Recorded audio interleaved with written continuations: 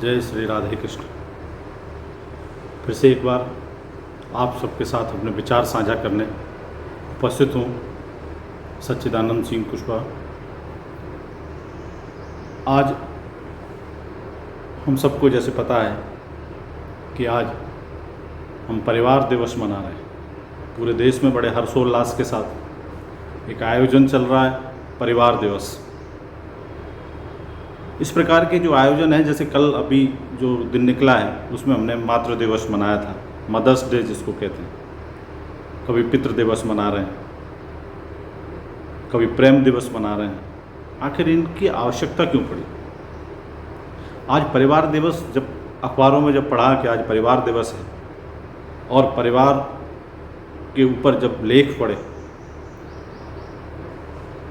तो आश्चर्य हुआ इस बात का कि परिवार कोई आज से नहीं है। संयुक्त परिवार ये अनादिकाल से चले आ रहे हैं। चाहे हम मनुष्य हों, चाहे देवता हों, सभी के साथ परिवार शब्द जुड़ा हुआ है। और वो इतना प्यारा और इतना मीठा शब्द है परिवार कि उससे अलग सोच पाना या उससे अलग हट के विचार करना डरा देता है। परिवार एक संस्था है और परिवार के बगैर किसी का कोई अस्तित्व भी नहीं है। जब भी हम कोई धर्म ग्रंथ पढ़ें, कोई सामाजिक पुस्तक पढ़ें, समाजशास्त्र पढ़ें, समाजशास्त्र की ही पहली हेडिंग है कि मनुष्य एक सामाजिक प्राणी है और समाज परिवारों का संयुक्त मिलन है। परिवार उस वट वृक्ष की तरह होते हैं जिसकी छाया में अन्य लोग भी आकर विश्राम पा जाते हैं। तो उस परिवार के जो सदस्य हैं उनको कितना विश्राम मिलता होगा, उतना उनको कितना सुख मिलता होगा, कितना आनंद मिलता होगा, इसकी आप कल्पना कीजिए। दो वृक्षों से आप एक उदाहरण को समझिए। एक वृक्ष होता है खजूर का, एक वृक्ष होता है बड़ का या पीपल का। खजूर का वृक्ष बहुत ऊंचा होता है, बहुत बड़ा भी होता है, और इसीलिए उस पर कहा भी गया है कि बड़ा हुआ तो क्या हुआ, जैसे पेड़ खजूर, पंछी को छाया नहीं, फल लागे अति दूर। ऐसा बड़ा होना किस काम का कि जिसका फल भी किसी को न मिले, जिसकी छाया भी किसी को न मिले। वो बड़ा होना एक अहंकार का प्रतीक है, घमंड का प्रतीक है, और उसका न किसी परिवार को फ़ायदा मिलता है, ना उसको स्वयं को कोई फ़ायदा मिलता है, और ना ही समाज और देश को कोई फ़ायदा मिलता है। दूसरी ओर अगर हम पीपल वृक्ष की बात करें तो गीता में तो भगवान कृष्ण ने कहा है कि वृक्षों में मैं पीपल हूँ। ऐसा महान पीपल वृक्ष, देवतुल्य है वो वृक्ष जो हमेशा ऑक्सीजन प्रदान करता है। हर मानव, हर मनुष्य की मुख्य आवश्यकता ऑक्सीजन की पूर्ति करता है। और वो वृक्ष जब थोड़ी सी हवा चलती है और जब उसके पत्ते खड़खड़ाते हैं तो मन में आनंद आता है। उस वृक्ष पे हजारों पक्षी अपना घोंसले बनाकर अपना निवास करते हैं। उसके नीचे बैठकर हमें अप्रत्यक्ष रूप से जो वायु मिलती है, जो ऑक्सीजन मिलती है, जो जीवनदायिनी है, उसके अलावा जो छाया मिलती है, जो शेल्टर मिलता है, वो अकल्पनीय है। इसी प्रकार बट वृक्ष की अगर बात करें तो बट वृक्ष भी हमारे लिए पूजनीय है, क्योंकि वो भी हमें छाया देता है, ऑक्सीजन देता है और तमाम औषधि देता है। इसी प्रकार परिवार एक संस्था का नाम है और संयुक्त परिवार हमेशा से चले आ रहे हैं। अगर हम धर्म ग्रंथों की बात करें, भगवान शिव की बात करें, अगर कोई सा भी मंदिर की स्थापना देखते हैं, कोई भी मंदिर की स्थापना कराते हैं, कहीं भी हम पूजन करते हैं तो हमेशा शिव परिवार की पूजा की जाती है। भगवान शिव ने भी पारिवारिक संस्था को महत्व दिया। उन्होंने भी हर मानव जाति को ये संदेश देने की कोशिश की है इस माध्यम से कि संयुक्त परिवार या परिवार मुख्य रूप से इस संसार के नियम में निहित है। हमारा अस्तित्व ही परिवार से है। परिवार से पृथक होकर हमारा कोई अस्तित्व नहीं। जैसे किसी एक वृक्ष से एक शाखा टूटकर अगर अलग गिर भी जाए तो वो शाखा हो सकता है 2 या 3 दिन तक उसके पत्ते आपको हरे दिखाई दें, लेकिन धीरे धीरे वो मुरझाने लगते हैं, सूख जाते हैं, झड़ जाते हैं और वो शाखा नष्ट हो जाती है। इसी प्रकार से परिवार है। अगर हम परिवार के साथ हैं, अगर हम परिवार से जुड़े हुए हैं तो परिवार के साथ साथ हमारी भी तरक्की होगी, परिवार के साथ साथ हमें भी आनंद प्राप्त होगा, हमें भी सुख प्राप्त होगा। परिवार से पृथक किसी भी व्यक्ति की कोई अस्तित्व नहीं। इसलिए हमें आज इस दिवस पर ये ज़रूर सोचना चाहिए, बड़ा गंभीर विषय है, और हर व्यक्ति को ये सोचना चाहिए कि क्या वो एक परिवार का हिस्सा है, क्या वो एक संयुक्त परिवार का हिस्सा है, क्या उसने संयुक्त परिवार को बनाए रखने में अपनी भूमिका अदा की है। ये ज़रूर सोचना। आज उदाहरण में देखिए, आप जो संयुक्त परिवार आपके आसपास हैं, आप उनकी सुख समृद्धि देखिए, आप उनकी समाज में इज्जत देखिए, आप उनकी तरक्की देखिए, आप उनके मुख पर प्रसन्नता देखिए। और जो एक संयुक्त परिवार से टूटकर, जो अपने आप को महत्व देकर, जिन्हें लगता है कि वो संयुक्त परिवार से पृथक होकर तरक्की कर लेंगे या तरक्की पा जाएंगे, आज आप उनकी दशा देखिए। हो सकता है वो स्वयं में भले ही उन्हें लगता हो कि बहुत उन्नतिशील हैं, बहुत प्रगतिशील हैं, लेकिन सच मानिए अंदर से खोखले हैं वो लोग।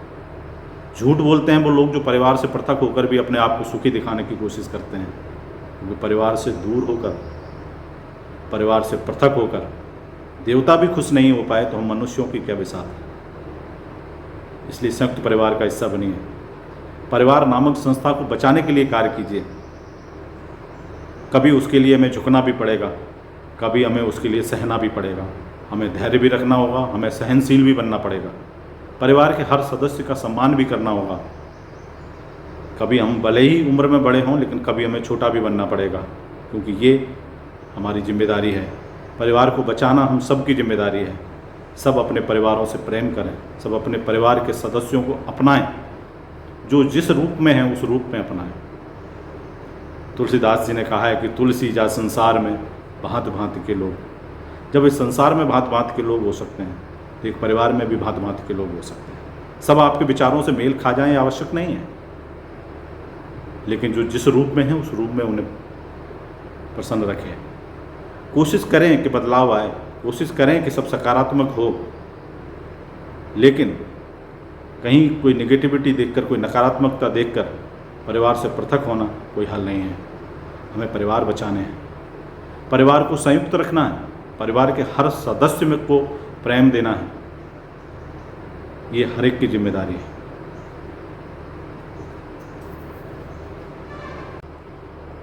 परिवार रूपी संस्था जिसकी हम चर्चा कर रहे हैं, जैसे एक वृक्ष की जड़ मजबूत होती है, पल्लवित होती है, तो उसकी शाखाएं भी हरी भरी रहती हैं। ऐसे ही परिवार रूपी संस्था की जड़ या मूल जो है वो माँ बाप हैं, घर के बुजुर्ग हैं, घर के बड़े हैं।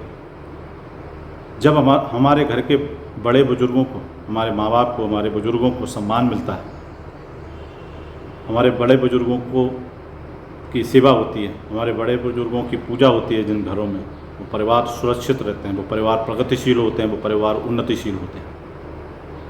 घर के हर सदस्य की जिम्मेदारी है कि वो हर दूसरे सदस्य को प्रेम दे, उसके हुनर को पहचाने, उसकी जो प्रतिभाएं हैं उनको पहचाने। हमें अपने घर में अपने बच्चों की प्रतिभा पहचानना चाहिए। तुलसीदास जी कहते हैं कि तुलसी जा संसार में भांति भांति के लोग। एक परिवार में भी भांति भांति के लोग हो सकते हैं। हमें उन सब के बीच में सामंजस्य बैठा कर चलना है, सबकी प्रतिभाओं को निखारना है, सबको प्रेम देना है, सबको स्नेह देना है। सुंदरकांड में भी तुलसीदास जी ने लिखा है, रावण और विभीषण के प्रसंग में ये बात आती है कि जहाँ सुमति तहाँ संपत्ति नाना, जहाँ कुमति तहाँ विपत्ति निधाना। जहाँ सुमति होती है, जहाँ संगठन होता है, जहाँ परिवार संयुक्त होता है, वहाँ हमेशा ही हमेशा उन्नति होती है। इसलिए विघटन नहीं होना चाहिए, परिवार टूटने नहीं चाहिए। परिवार दिवस एक दिन नहीं, परिवार दिवस हर पल मनाना चाहिए, हर दिन मनाना चाहिए। परिवार का महत्व हर व्यक्ति को समझना चाहिए, घर के हर सदस्य को समझना चाहिए।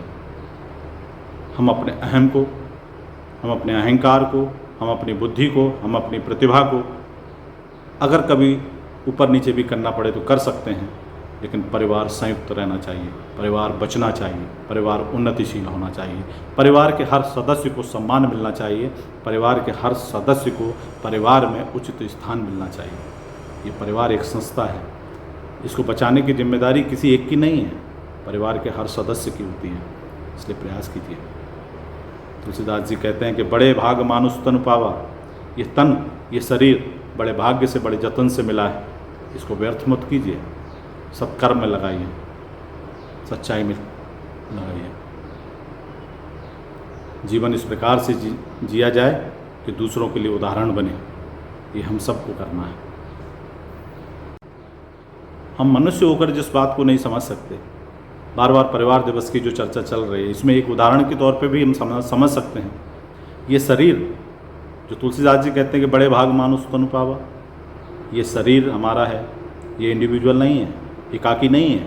ये शरीर भी कई अंगों से मिलकर बना है। इसमें हृदय है, इसमें लिवर है, इसमें पैंक्रियाज है, इसमें हाथ, कान, नाक, मुंह, सब अलग अलग पार्ट्स हैं, अलग अलग हिस्से हैं शरीर के।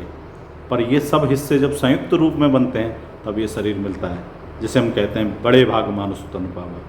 ये एक व्यक्ति, एक जीवित व्यक्ति की बात करते हैं। ऐसे अगर दूसरा उदाहरण अगर निर्जीव वस्तु के रूप में भी लें, तो कोई भी गाड़ी है वो कई कलपुर्जों से मिलकर बनती है। एक गाड़ी में एक इंजन होता है, ब्रेक होता है, क्लच होता है, सीट होती है, बॉडी होती है, ये सब मिलाकर एक गाड़ी बनती है, तब वो चलना शुरू होती है। ये शरीर भी जब कई अंग मिलकर एक साथ काम करते हैं तब वो चलते हैं। क्या आप कल्पना कर सकते हैं कभी कोई गाड़ी अकेला इंजन चला ले?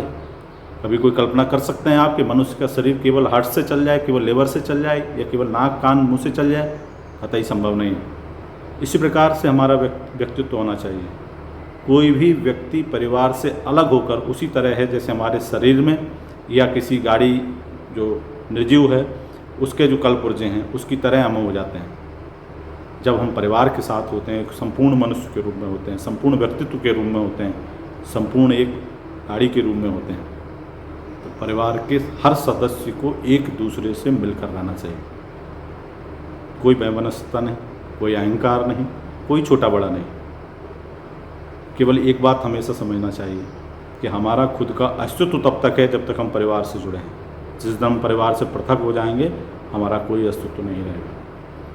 परिवार कोई नाम नहीं है, परिवार एक पूजा का नाम है, परिवार एक आस्था का नाम है, परिवार परमात्मा का दिया हुआ एक वरदान है। इसलिए परमात्मा के वरदान को, ईश्वर के उस वरदान को स्वीकार कीजिए और ईश्वर की भक्ति और ईश्वर की पूजा समझकर अपने परिवार की पूजा कीजिए।